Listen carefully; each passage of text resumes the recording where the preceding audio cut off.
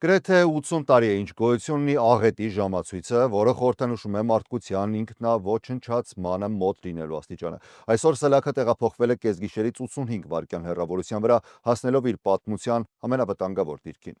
Մարդկությունը բավարար առաջընթաց չի արձանագրել այն գոյաբանական վտանգների հաղթահարման հարցում, որոնք սպառնում են մեզ բոլորիս, ասել է ատոմային գիտնականների տեղեկագրի նախագահ եւ գլխավոր տնօրեն Ալեքսանդրա Բելը։ Բելի խոսքով միջուկային զենքերից, կլիմայի փոփոխությունից եւ խաթարող տեխնոլոգիաներից բխող վտանգները շարունակաբար աճում են։ Յուրաքանչյուր վայրկյանը կարևոր է եւ մեր ժամանակը սպառվում է, նշել է նա։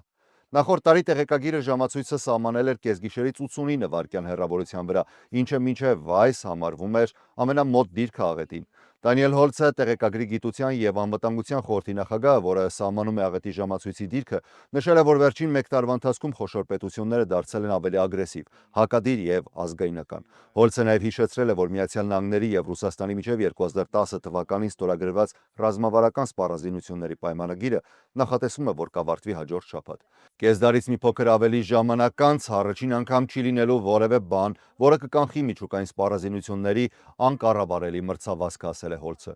Բելի խոսքով ժամացույցի դիրքի վրա ազդող խնդիրները լուծելի են, սակայն մարդիկ պետք է համատեղ աշխատեն լուծումները գտնելու համար։ Աղետի ժամացույցը առաջին անգամ ներկայացվել է 1947 թվականին Երկրորդ համաշխարհային պատերազմում Ճապոնիայի դեմ ԱՄՆ-ի կողմից ատոմային ռումբերի կիրառման հետևանքով։ Ժամացույցի սլաքը իր գրեթե 8 տասնամյա պատմության ընթացքում տեղափոխվել է ավելի քան 2 տասնյակ անգամ։ Ժամացույցի ամենահեռավոր դիրքը կեսգիշերից եղել է 1991 թվականին 17 րոպե։ Սառը պատերազմի ավարտից եւ Խորհրդային Միության ու Միացյալ Նահանգների միջև միջուկային զինանոցների կրճատման մասին ռազմավարական պայմանագրի ստորագրումից հետո։ Վերջին տարիներին ժամացույցը շարունակաբար մոտենում է կեսգիշերին։